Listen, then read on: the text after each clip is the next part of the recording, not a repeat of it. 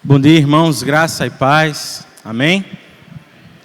Foi assim pequenininho que eu comecei a cantar. Eu me vi nessa pequenininha, quando eu comecei na igreja, pequenininho, com minha mãe cantando. E hoje estamos aqui adorando ao Senhor. Como é bom ver isso, crianças que podem crescer nesse ambiente adorando ao Senhor.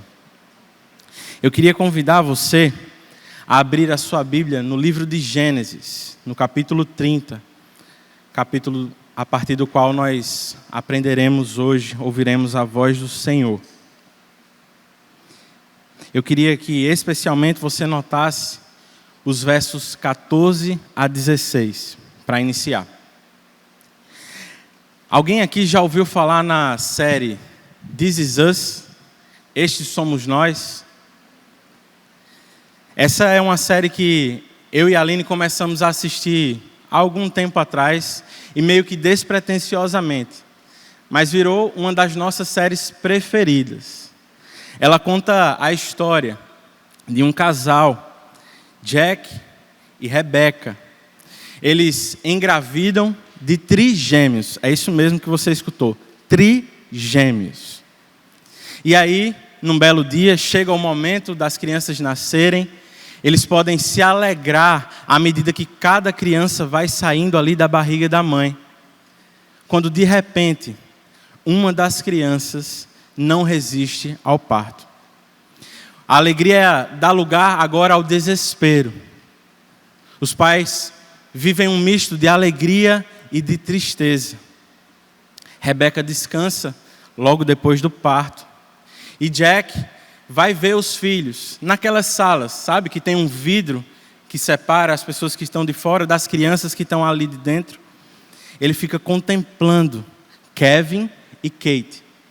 E aí ele percebe uma criança que está ali sem os pais. Ele descobre, por causa de um bombeiro, que aquela criança foi abandonada. E aí, depois de muita insistência, achando que talvez seja um sinal, ele insiste para que ele e sua esposa adotem aquela criança, que se chamará Randall.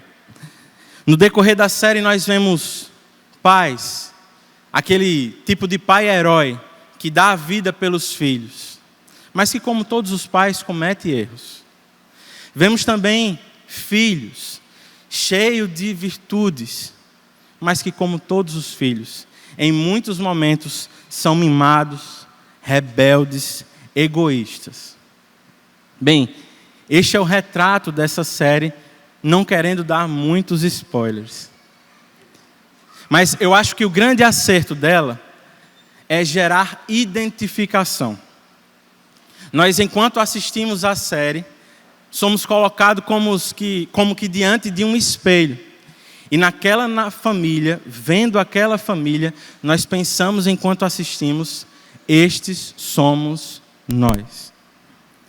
Os conflitos de família não são uma grande novidade. Há muito tempo isso existe. E nós podemos ver isso a partir do que temos aprendido semana após semana no livro de Gênesis. Mas será que nós conseguimos ter essa identificação? Será que não entendemos ou vemos essa história como uma história antiga, que às vezes serve só para nos informar o que aconteceu? Será que conseguimos olhar para os personagens bíblicos e nos ver em alguns momentos como eles?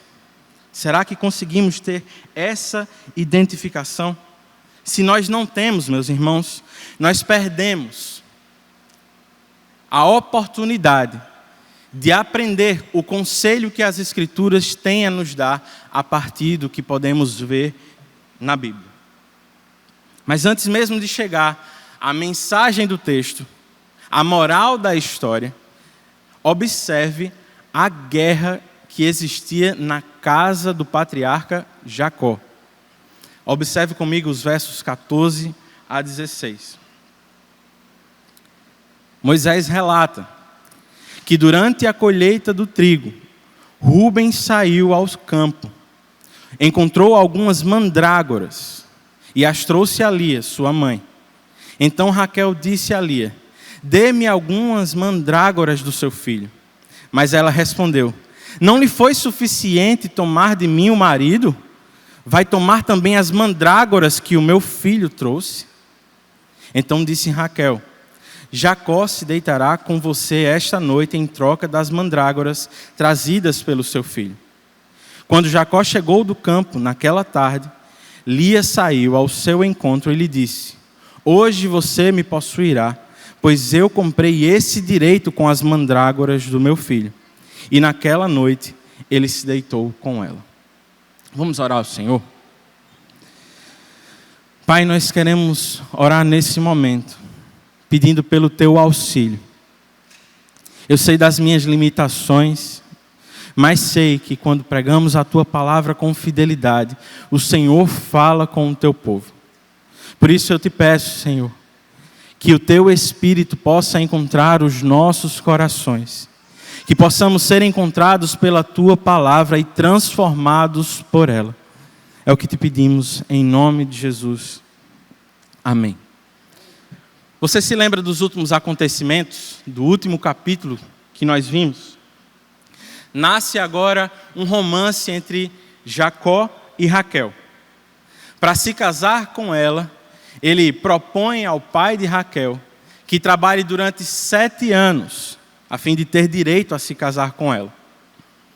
Labão concorda, eles então dão seguimento ao acordo e depois de 7 anos, Labão dá uma festa de casamento. Parecia que tudo estava indo bem, até que Labão engana a Jacó.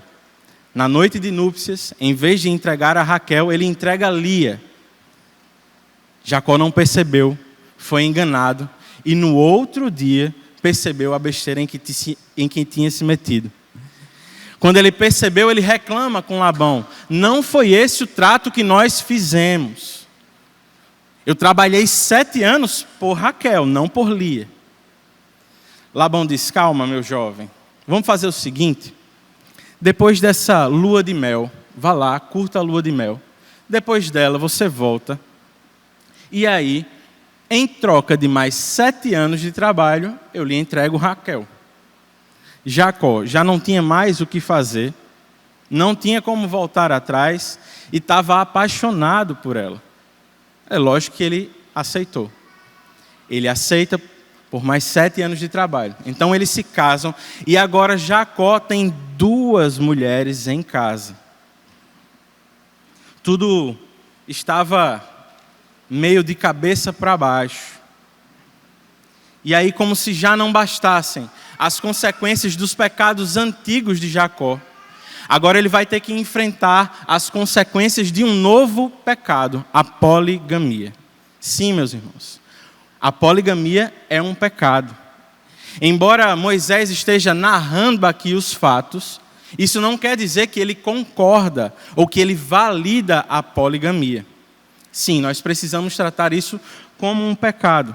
A partir de que nós podemos perceber? Como nós podemos perceber que Deus projetou o casamento para a monogamia, um homem e uma mulher. Gênesis 2:24 narra o primeiro casamento. E nós vamos encontrar lá o texto nos dizendo: o homem deixará pai e mãe e se unirá à sua mulher, e eles se tornarão uma só carne.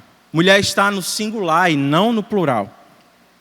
O relacionamento pactual que Deus tem com o seu povo frequentemente é ilustrado por um casamento. E esse casamento é, por assim dizer, monogâmico ou monoteísta. Isso quer dizer, Deus tem um povo e esse povo tem um só Deus. Nós podemos perceber isso porque quando o povo de Deus se desvia de Yahvé, do seu Deus, o próprio Deus trata isso como infidelidade. O próprio Deus os chama de adúlteros. Se trata de adultério espiritual. Nós podemos ver isso mais claramente no Novo Testamento, quando nós vemos Paulo ensinando aos Efésios: maridos, ame cada um a sua mulher, assim como Cristo amou a igreja e se entregou por ela. mais uma vez, há um só Deus, há um só povo, há uma mulher que se casa com um homem. Isso progride, e em Apocalipse, mais uma vez, nós veremos Cristo, o noivo, retornando para buscar a sua igreja, a noiva. Portanto, nós podemos concluir, a monogamia é um projeto de Deus. Deus ensinou que homens devem se casar com mulher. O homem deve se casar com uma mulher. E é isso que Timóteo vai ensinar, que Paulo vai ensinar a Timóteo, quando ele diz que os presbíteros devem ter uma só mulher.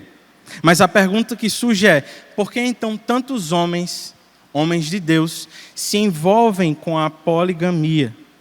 Bem, nós precisamos entender primeiro, que aqui não há uma questão simplesmente de promiscuidade, mas de procriação. Se por um lado é pecado, nós podemos perceber que, apesar e através dos pecados, Deus está cumprindo o seu plano de tornar Abraão pai de uma grande nação. Mas sim, é pecado. E por outro lado, Deus revela mais dos seus atributos. Ele está revelando sua graça, a sua misericórdia e paciência para com os seus filhos. O fato é que não sabemos porquê, mas Deus decidiu suportar esse pecado no meio do seu povo por um determinado tempo. O que nos faz concluir, a partir desse pecado e de outros que vão surgir no texto, a grande verdade do texto, a graça de Deus supera os pecados do seu povo.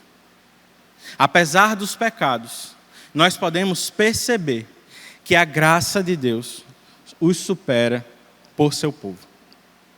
Como nós podemos perceber isso a partir desse texto?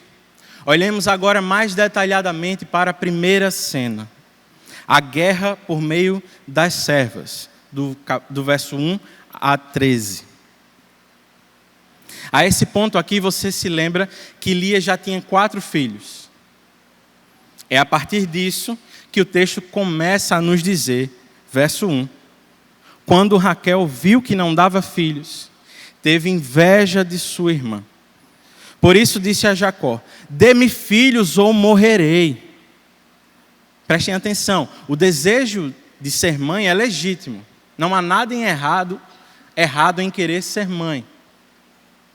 Mas aqui o que parece mover Raquel não é o simples fato de querer ser mãe, mas como o texto nos diz, a inveja. Como é que Jacó lida ao escutar as palavras da sua esposa? Verso 2. Jacó ficou irritado e disse, por acaso estou eu no lugar de Deus que a impediu de ter filhos? A pergunta aqui é retórica. Nós devemos entender isso como uma afirmação. Ele está dizendo, Deus quem é soberano e eu não posso fazer nada. De fato, ele está certo. Mas ao que parece, faltou aqui a Jacó sensibilidade. Ele precisava pastorear a sua esposa. Precisava confrontá-la com a palavra. Mas assim como Raquel transforma um desejo legítimo em pecado, por causa da sua irritação, Jacó tornou uma verdade necessária em intragável. Talvez ela precisasse apenas lembrar de histórias passadas. Jacó poderia lembrar de Sara, num passado não muito distante, que era estéril. Sara não podia ter filhos. Recebeu a promessa de que teria um filho. Mas ela pecou ao dar Agar, sua serva, para Abraão ter filhos com ela. Ela se apressou, ela não confiou em Deus. Talvez ela precisasse lembrar disso. Talvez ela pudesse se lembrar da mãe de Jacó, que também era estéril. Rebeca não podia ter filhos. Mas Isaac orou por sua esposa, Deus ouviu a sua oração e concedeu-lhe o desejo de ter filhos. Talvez Jacó precisasse de sensibilidade, lembrar a história, o que Deus já tinha feito no passado e que poderia fazer com ela. Talvez lhe faltou orar com sua esposa. O fato é que isso não aconteceu. Sem correção e tomada por desespero, Raquel diz o seguinte, verso 3. Aqui está Bila, minha serva. Deite-se com ela, para que tenha filhos em meu lugar, e por meio dela eu também possa formar família. Aqui nós temos uma espécie de adoção por barriga de aluguel. Era comum que as senhoras tomassem posse dos filhos de suas servas para constituir família, num caso como esse. Será que Jacó se opôs a essa proposta? Ao que parece, não. Talvez não é comum tanto na nossa época, mas naquela época os homens tendiam a evitar alguns confrontos com a esposa. Talvez a esposa pudesse criar uma confusão e Jacó disse, eu não vou me meter nessa confusão. E assim, Jacó embarca no pecado. O texto nos diz, verso 4, que ela deu a Jacó, sua serva Bila, por mulher. Ele deitou-se com ela. Bila engravidou e deu-lhe um filho. Jacó, meus irmãos, que já tinha 2 esposas, agora vai em 3 e contando. Cega pelo pecado, Raquel distorce os acontecimentos e os trata como favor de Deus. Veja o que nos diz o verso 6. Deus me fez justiça, ouviu o meu clamor e deu-me um filho. Por isso deu-lhe o nome Dan. Não foi o único, pois o texto continua nos dizendo que Bila, serva de Raquel, engravidou novamente e deu a Jacó o 2º filho. Então disse Raquel, tive grande luta com minha irmã e venci, pelo que chamou Naftali. A grande verdade, meus irmãos, é que se nós prestarmos atenção, Lia nunca ganhou nenhuma guerra. Até mesmo o fato de ter filhos para Lia era um motivo de atrair a atenção do seu esposo. Ela nunca conseguiu isso. Mas a inveja, o ciúme, o pecado é irracional em muitos momentos. Por causa dele, nós acabamos distorcendo a realidade ou a interpretação que fazemos da realidade. Mas quem vai convencer uma esposa de que uma cantora que mora em outro país não oferece nenhum risco ao relacionamento? Quem é que vai explicar para o esposo que uma pessoa que não tem ligação nenhuma com a esposa oferece risco ao relacionamento? Não faz sentido, mas é assim, é irracional. Agora, tem como piorar essa história? Tem. Pois o texto nos diz, no verso 9, que quando Lia viu que tinha parado de ter filhos, tomou a sua serva Zilpa e a deu a Jacó por mulher. Vai na 4ª. Zilpa, serva de Lia, deu a Jacó um filho. Então disse Lia, que grande sorte, por isso chamou Gade. Zilpa, serva de Lia, deu a Jacó mais um filho. Então Lia exclamou, como sou feliz, as mulheres dirão que sou feliz. Será mesmo que Lia era feliz? Ou sua felicidade estava na aparência que ela poderia gerar quando outras mulheres olhavam para ela e viam, ela tem uma grande família, ela deve ser feliz. Como diz Calvino, comentando esse texto, não há limite para o pecado quando uma instituição divina é tratada com negligência. Parece pequeno no começo o pecado, mas um só pecado abre porta para muitos outros. Começa com uma mentira, aí você não volta atrás. Daqui a pouco você tem que mentir cada vez mais para manter a primeira mentira, até que você não tem como voltar mais. Parece difícil demais. A traição não começa de repente. Começa quando olhamos para outra pessoa, desejamos outra mulher.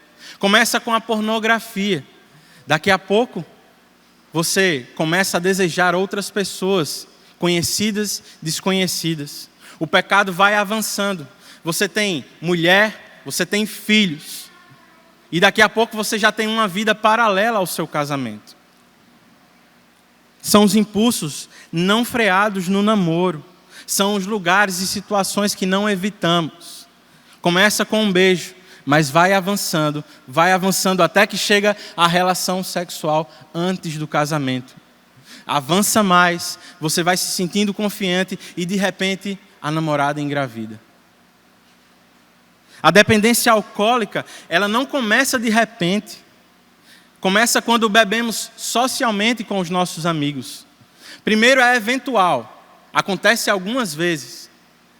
Depois você gosta da sensação que a embriaguez lhe traz. Você começa a repetir a dose, e o que era eventual passa a ser semanal. E o que era semanal passa a ser cada vez mais e mais frequente. Assim, meus irmãos, é o pecado. É como um câncer. No começo, os sintomas parecem inofensivos, mas se nós não o arrancamos, ele toma todo o nosso corpo e nos mata. O que nos faz, ou que nos lembra uma advertência que esse texto nos traz. Tenhamos cuidado com os nossos pecados. Tenhamos cuidado com a inveja que foi mencionada nesse texto. Porque a inveja ela pode revelar o que de fato nós amamos. Onde é que está o nosso coração? Onde é que está a nossa adoração? Nós precisamos avaliar o que é que nos move. O que é que nos faz querer ter um carro novo? O que é que nos faz querer ter uma casa nova? Meus irmãos, o que é que nos move a ter filhos? A querer ter um casamento? É a glória de Deus? Ou é o que vemos ao nosso redor? É a inveja que temos no coração. E se nós perdemos o que temos, como é que nós ficamos? Se perdemos alguém que amamos muito, um ente querido, um familiar, um amigo, se perdemos um pai, uma mãe, um filho, como lidamos com a situação? Como lidaríamos se todas as nossas economias investidas numa empresa fossem pelo ralo? Como nós reagiríamos se o dinheiro que investimos numa bolsa de valores virasse pó por causa de uma crise? Aliás, nós deveríamos estranhar se somos bem-sucedidos em nossos pecados. O que a Bíblia nos ensina é que os ímpios prosperam em seus pecados. E isso Deus faz para que eles acumulem mais juízo sobre si. Geralmente, com o povo de Deus acontecem dois caminhos frequentes. Em algumas vezes, em alguns momentos, você pode perceber o seu pecado e desejar sair logo dele. Em outros momentos, você não sai do seu pecado. Você avança nele, não deseja voltar atrás, até que Deus lhe pega no pulo. O seu pecado se torna público. E muitas vezes, podemos nos entristecer com isso. Os efeitos do pecado são devastadores. Mas ainda assim, meus irmãos, essa pode ser a chance que Deus nos dá para nos arrancar do meio do pecado. Pode ser a chance que Ele está nos dando de novamente termos alegria na salvação. Pode ser Deus nos ajudando a ter deleite nele e não no pecado.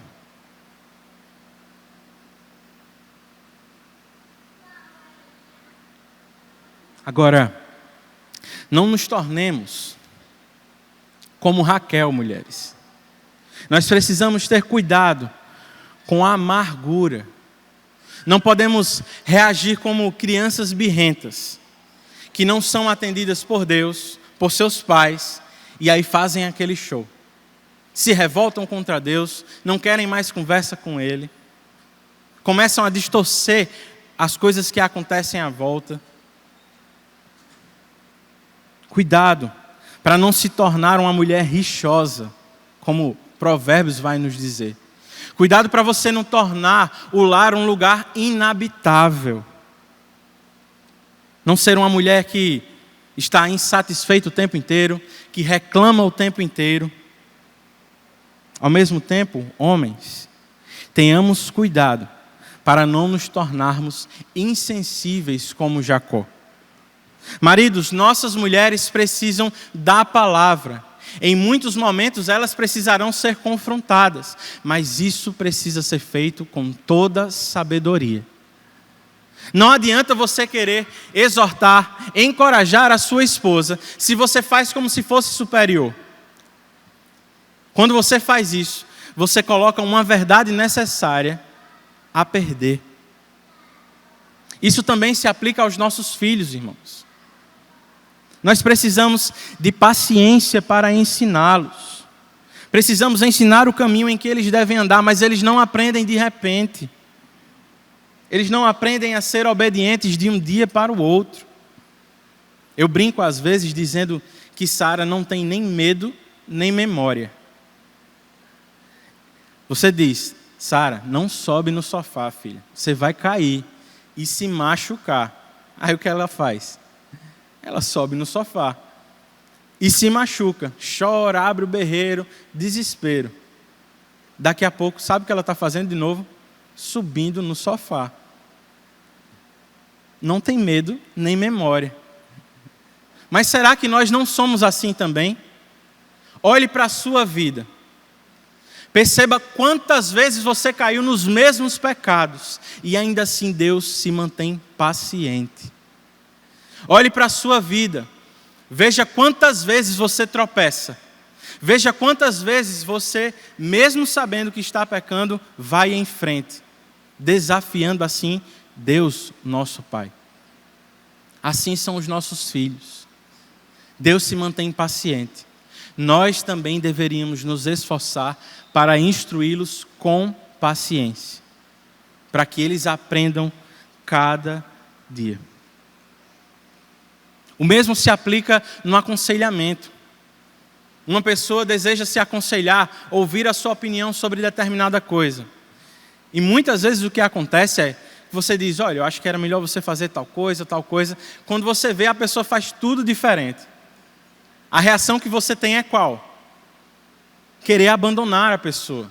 Você desiste. Nós temos a tendência de querer desistir no primeiro erro, no primeiro momento. Nós deveríamos insistir mais. Não porque as pessoas necessariamente mereçam, não porque necessariamente sejam boas, mas porque nós temos o exemplo de como o próprio Deus lida conosco. Meus irmãos, no pecado nós precisamos de luta individual e luta coletiva. Precisamos lutar para afastar de nós os nossos pecados. Precisamos lutar para mutilar os pecados de nós. Mas como nós precisamos da ajuda de uns dos outros para lutar contra o pecado. Por isso, olhemos mais para a graça de Deus. Olhemos mais para como Deus nos trata. Para que dessa forma, lutemos os pecados uns dos outros. Porque o que precisamos aprender a partir desse texto é que a graça de Deus supera os pecados do seu povo. Depois de ver essa primeira cena, andemos um pouco mais e vejamos a segunda cena desse capítulo, que vai dos versos 14 a 24. Primeiro nós vimos a guerra de Lia e Raquel por meio das suas servas. Agora veremos a guerra por fertilidade. Observe comigo o verso 14. Durante a colheita do trigo, Rubens saiu ao campo, encontrou algumas mandrágoras e as trouxe a Lia, sua mãe. Então, provavelmente a notícia se espalhou rapidamente e Raquel disse a Lia, dê-me algumas mandrágoras do seu filho. A mandrágora, para quem está curioso, era uma planta que era conhecido por seus efeitos afrodisíacos. Povos pagãos usavam a mandrágora em espécies de rituais e como amuletos, pois acreditava-se que ela poderia estimular a fertilidade. Como será que Lia lidou com essa afronta de Rebeca, meus irmãos? Diante desse ambiente de rivalidade, o verso 15 nos diz que ela respondeu, não lhe foi suficiente tomar de mim meu marido? Vai me tomar também as mandrágoras que meu filho me trouxe? Então Raquel respondeu, e aqui parece que dá para ouvir até Labão falando. Jacó se deitará com você essa noite em troca das mandrágoras trazidas pelo seu filho. Ironicamente, irmãos, Jacó, que era enganador, passa agora a ser enganado. Jacó, que costumava manipular e negociar bem, agora se torna objeto de manipulação e negociação das suas próprias esposas. Mas Lia, a rejeitada, parece ceder aqui a oportunidade de mais uma vez tentar a atenção do seu esposo. O texto segue nos dizendo, no verso 16, que quando Jacó chegou do campo naquela tarde, Lia saiu ao seu encontro e lhe disse: hoje você me possuirá, pois eu comprei esse direito com as mandrágoras do meu filho. E naquela noite ele se deitou com ela. Resultado, Deus ouviu Lia e ela engravidou e deu a Jacó o 5º filho. Sabe o que é mais irônico de tudo nessa cena? É que depois de tanta briga pelas mandrágoras, engravidou a mulher que não usou as mandrágoras. As mulheres já tinham aqui usado suas servas na competição de tentar ter filhos. Agora elas competem por fertilidade através de crenças pagãs. Ainda assim, mesmo tendo um filho, Lia não parece ter entendido bem o que aconteceu. Pois o texto, no verso 18, nos diz o seguinte: disse Lia: Deus me recompensou por ter dado a minha serva ao meu marido. Por isso deu-lhe o nome Issacar. Lia engravidou de novo e deu Jacó o 6º filho. Disse Lia: Deus presenteou-me com uma dádiva preciosa. Agora meu marido me tratará melhor. Afinal, já lhe dei 6 filhos. Por isso deu-lhe o nome de Zebulon. Algum tempo depois, ela deu à luz a uma menina, a quem chamou Diná. Chama aqui a atenção o fato de que Lia ainda tem esperança de, através dos filhos, atrair a atenção do seu esposo. Agora, o foco volta-se de Lia novamente para Raquel. O verso 22 nos diz: Então Deus lembrou-se de Raquel, pois ouviu o seu clamor e a tornou fértil. Ela engravidou e deu à luz a um filho e disse: Deus tirou de mim a minha humilhação. Deu-lhe o nome de José e disse: que o Senhor me acrescente ainda outro filho. Nós precisamos entender que Deus nunca esqueceu de Raquel. Deus é eterno, Ele não está preso ao tempo. Por isso, para Ele não há passado, não há futuro, tudo é presente, tudo está diante dos seus olhos. O que o texto quer nos dizer é que Deus, por um período de tempo, decidiu torná-la infértil, mas agora Ele decide que ela terá filhos. Não foram as mandrágoras, não foi o fato de Lia ter dado a sua serva a Jacó que tornou elas fértil. Foi Deus quem ouviu e decidiu que elas se tornariam. Aqui nós não podemos também deixar passar para fechar o assunto da rivalidade que vai se calar por um tempo. Os efeitos nocivos e as consequências da preferência de Jacó por Raquel. Se você parar um pouquinho e prestar atenção, você vai se lembrar que Esaú e Jacó também eram alvos de preferência dos seus pais. Agora, Jacó parece ter absolvido essa conduta e traz para dentro do seu relacionamento no casamento. E como veremos alguns capítulos à frente, Jacó vai estender também isso para a criação dos seus filhos. Você se lembra da dificuldade que Jacó teve com José por causa dos seus filhos? Porque eles tinham ciúme do relacionamento que o pai tinha com José?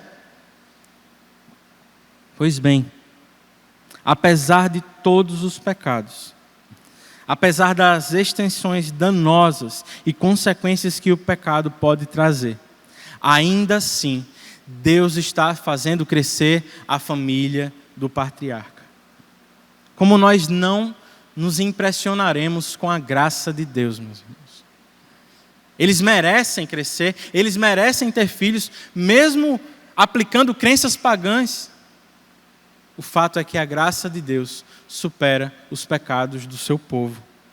Mas de qualquer forma, cabe o alerta aqui ao favoritismo. Não é nosso caso ter que lidar com várias esposas, assim eu espero. Mas talvez nós precisemos lidar com o favoritismo com os filhos na criação. Essa história nunca tem desdobramentos saudáveis. Quer você tenha escolhido ter o seu filho num momento específico, quer você tenha se preparado para isso, quer tenha vindo num momento que aparentemente foi inadequado, o fato é que Deus é quem nos dá filhos e eles são bênçãos. Foi o Senhor quem nos deu eles, com personalidades, jeitos diferentes. Por isso tenhamos cuidado, meus irmãos, para não gerar em nossas casas um ambiente de rivalidade por atenção, amor e carinho. Na criação dos nossos filhos, quando menos imaginamos, reproduzimos até o que não gostaríamos dos nossos pais. Não é assim? Antes de se casar, você pensa: isso aqui eu não quero do meu pai, da minha mãe, isso aqui eu também não quero, isso aqui eu quero, isso aqui eu gosto. Mas quando nós, de repente, estamos ali no dia a dia, nos vemos fazendo as mesmas coisas que não gostaríamos. Ainda assim, não adianta colocar a culpa somente na nossa criação. Precisamos de responsabilidade. Nós precisamos buscar por mudança. Precisamos crescer. Agora, outro cuidado que nós precisamos ter é como estamos enxergando a realidade. Ou como estamos interpretando a realidade. Sabe por quê, meus irmãos? O pecado ele tem um efeito ruim, que é o de distorcer o que nós vemos. O pecado embaça a nossa visão. Nos faz ver diferente do que realmente está acontecendo. É por causa do pecado que Lia acha que foi recompensada por ter dado sua serva a Jacó. É por causa do pecado que Raquel acha que pode engravidar por meio das mandrágoras. É por causa do pecado que Israel chega ao ponto de achar que a escravidão no Egito é melhor do que a liberdade no deserto. Nós não somos muito diferentes. Estes somos nós, sujeitos às mesmas distorções de realidade. Mas o pecado não está somente em interpretar de forma incorreta a realidade. Não trata-se somente de interpretar errado o que Deus tem nos dado. Muitas vezes se trata, na verdade, de perceber quem Deus é de fato. Nós devemos orar. E aí nós fazemos os nossos pedidos a Deus. Ele parece não nos ouvir. Então nós começamos a entrar num jogo de barganha, de atrair a atenção do Senhor. O que é que podemos fazer para Ele nos ouvir? O que é que podemos fazer para Ele nos atender? Sabemos na teoria que todas as coisas cooperam para o bem daqueles que amam a Deus. Sabemos que Deus é soberano sobre todas as coisas, que Ele reina e rege o universo, mas de repente, na prática, duvidamos e desconfiamos. Passamos a querer depender apenas do nosso esforço. Pense comigo, quantos pecados poderiam ter sido evitados se Raquel e Lia simplesmente tivessem esperado? Nós devemos orar, devemos pedir a Deus. Mas será que estamos pedindo de acordo com a sua vontade? Será que estamos preocupados com a sua glória? Ou o que está em jogo é apenas a nossa reputação? Se nós estamos pedindo corretamente, portanto, esperemos pelo tempo de Deus, meus irmãos. Se achamos que está demorando muito, derramemos os nossos corações em oração diante de Deus. E esperemos, recebamos dele descanso. Tudo que nós conquistamos é por graça. Nada do que temos por causa das nossas próprias forças, pelo que fizemos, pelo nosso mérito, pela meritocracia. Tudo que temos é por graça. Nós precisamos descansar naquele que é doador de toda boa dádiva. Nossa confiança não deve estar no nosso trabalho, não deve estar na nossa capacidade intelectual. Nossa confiança deve estar em Deus. E como salmista, nós deveríamos dizer: uns confiam em carros, outros confiam em cavalos. Uns confiam em tanques de guerra, outros confiam em armas nucleares, em políticos, em si mesmo. Nós confiamos em Deus, o nosso Senhor. Por isso, esperemos no nosso Pai gracioso. Nas duas primeiras cenas, nós vimos a guerra por meio das servas, a guerra por fertilidade, e agora, uma terceira cena, a guerra por liberdade, que vai dos versos 25 a 43.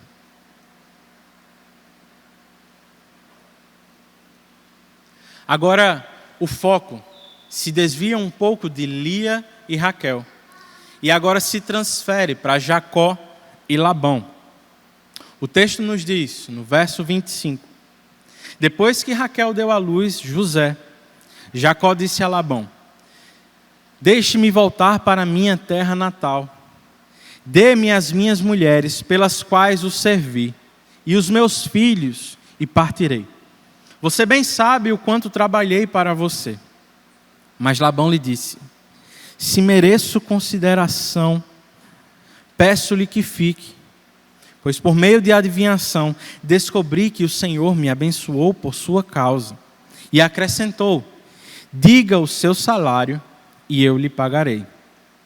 Jacó aqui não mencionou salário, mas é difícil de imaginar que ele sairia depois de tantos anos com as mãos abanando.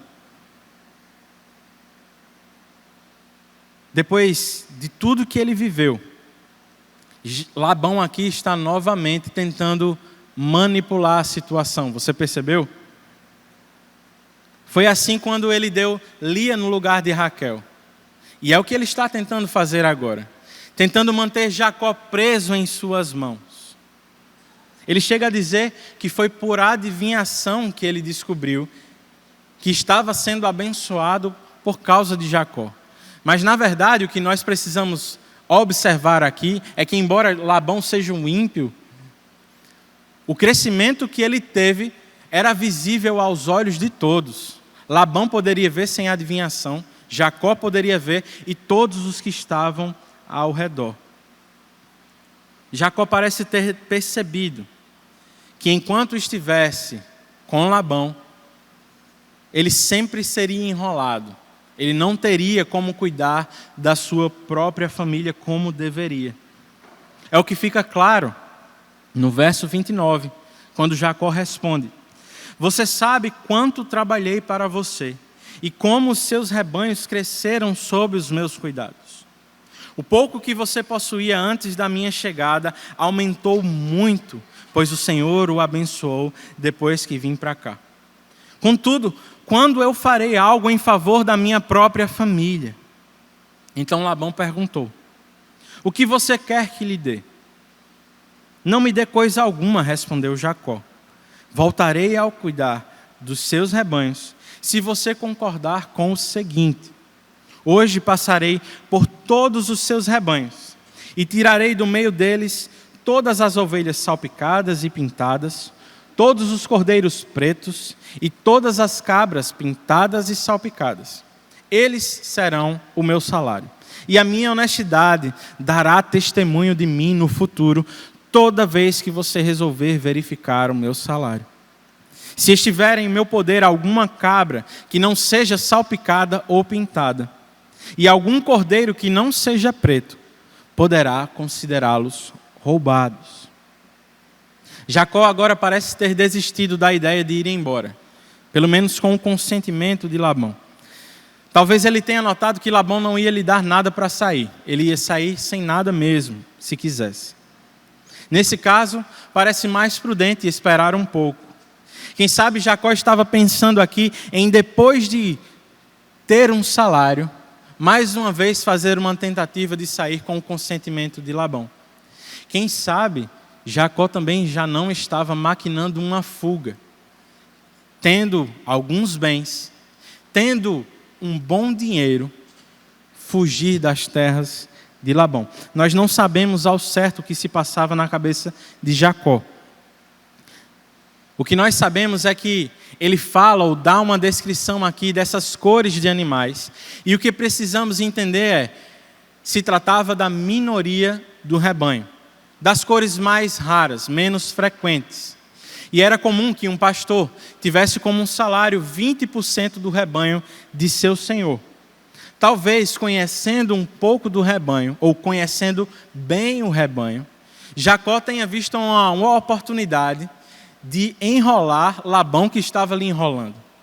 Ele parece ter assumido o risco da renda variável e agora ele segue. Labão, enrolão que só ele, por sua vez decidiu ou viu uma nova oportunidade de tirar vantagem de Jacó. Rapidamente Labão respondeu, verso 34.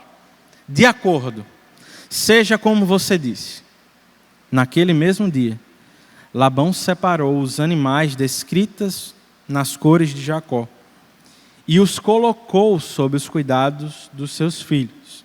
Afastou-se então de Jacó a distância equivalente a 3 dias de viagem, e Jacó continuou a apacentar o resto dos rebanhos de Labão.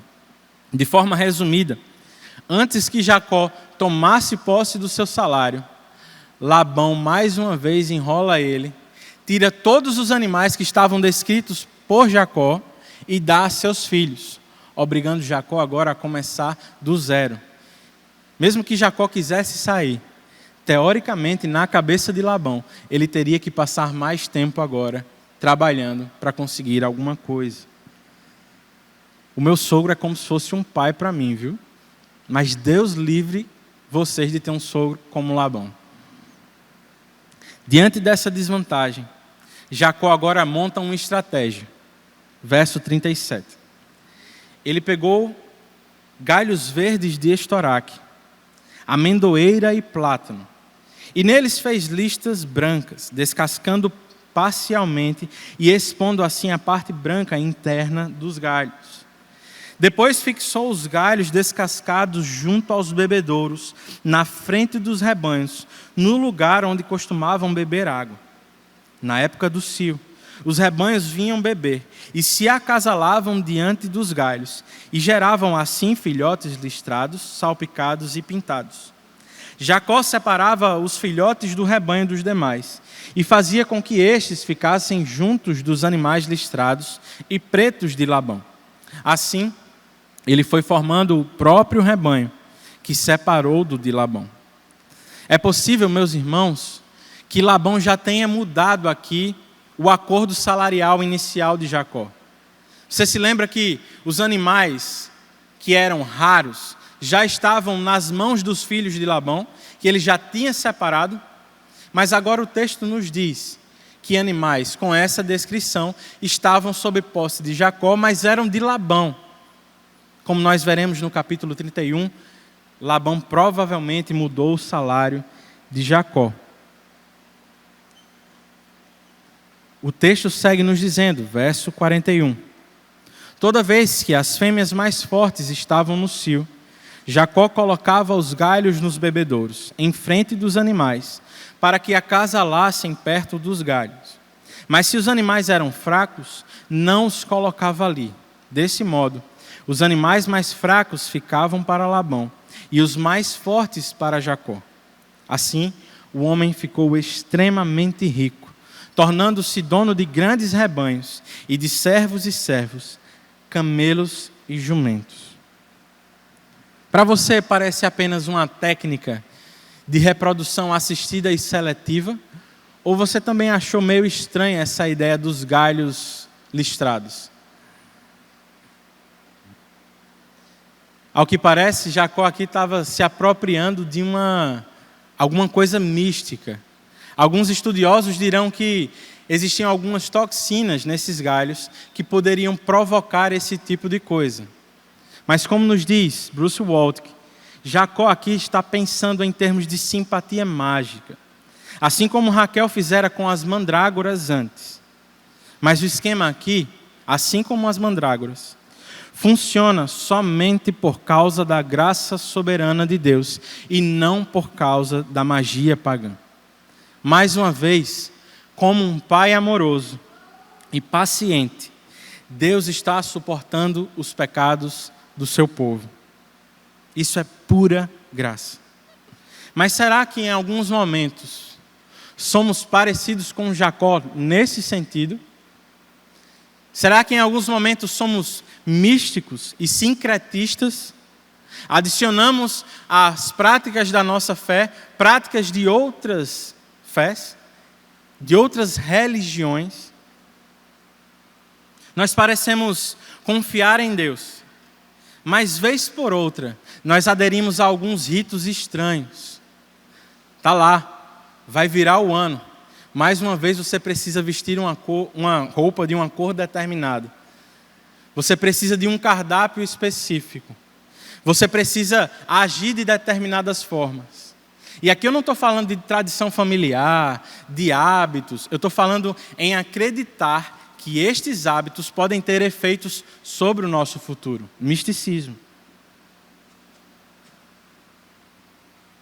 Sabe uma coisa que voltou à moda, mas que eu acho muito estranho? É crente que acredita em signo, horóscopo. É estranho, né? Tá aí uma coisa que eu não vou entender nunca. Você conhecer o poder do Deus revelado nas Escrituras, crer que Ele é soberano, que Ele rege o universo, e ao mesmo tempo, você crê que por acaso, a organização de astros, no dia do seu nascimento, pode influenciar em características da sua vida, pode influenciar na sua personalidade, pode influenciar nos acontecimentos da sua vida. Meu irmão, é absolutamente incompatível. E pior, sabe como? Se essa mesma pessoa que acredita nessas coisas, não acredita em predestinação, acredita que os astros organizados de determinada forma influenciam na sua vida, mas não acreditam que o Deus Todo-Poderoso escolhe para si um povo. Muitas vezes você ouve algumas pessoas dizendo: eu sou esquentada, eu sou explosiva porque eu sou do signo tal. É não, meu irmão, é não, minha irmã. É por causa do seu pecado. É porque você ainda não exercitou como deveria o domínio próprio. É porque você não segura a sua língua. É por causa do seu pecado. Assuma sua responsabilidade. Mas talvez você pense: não, horóscopo é demais, Tiago. Horóscopo, não.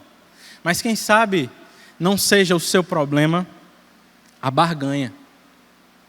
Você acredita que se oferta mais num determinado momento da sua vida, a fim de conquistar algo, Deus pode lhe retribuir em dobro. Você crê diante de alguns desafios, que se você se abstiver de algo, que se você orar mais, quem sabe se você jejuar, Deus pode lhe atender os pedidos. Seu problema pode ser que você anda distante da igreja, você anda distante do evangelho, você não cumpre com os deveres que tem para com a igreja local, mas aí de repente quando você tem um filho, você decide trazer ele para ser batizado, como numa espécie de mentalidade católica: vou batizar meu filho porque senão ele continua sendo pagão. Meus irmãos, tudo isso é misticismo pagão. Não é assim que as coisas funcionam com o Deus verdadeiro, com o nosso Deus. Meus irmãos, Ele é independente, Ele é autossuficiente e soberano. Ele não precisa de nós. Ele tem poder para realizar o que quer na hora que quer. Ele não cabe na minha e na sua mão. Ele não cede à nossa manipulação. Tudo que nós conseguimos porque Deus nos concede por graça. Não é por causa das nossas simpatias e mandingas. É por causa de Deus, meus irmãos. É por causa da graça que Lia e Raquel tiveram filhos. É por causa da graça que Jacó prosperou. É por causa da graça que estamos onde estamos hoje. O fato de ter dado certo não anula a questão de ser pecado. Lembre-se, nós somos o povo de Deus. E por isso, em muitos momentos, Deus está sendo paciente em nos lapidar e em trabalhar as nossas vidas. Ainda assim, nenhuma fraude, nenhum Labão pode interromper o cumprimento dos planos de Deus. Ele continua com sua providência em ação e em nada é atrapalhado. Ele não é movido pela oferta que eu e você podemos fazer. Nós nunca conseguiríamos o favor de Deus por nossa própria oferta.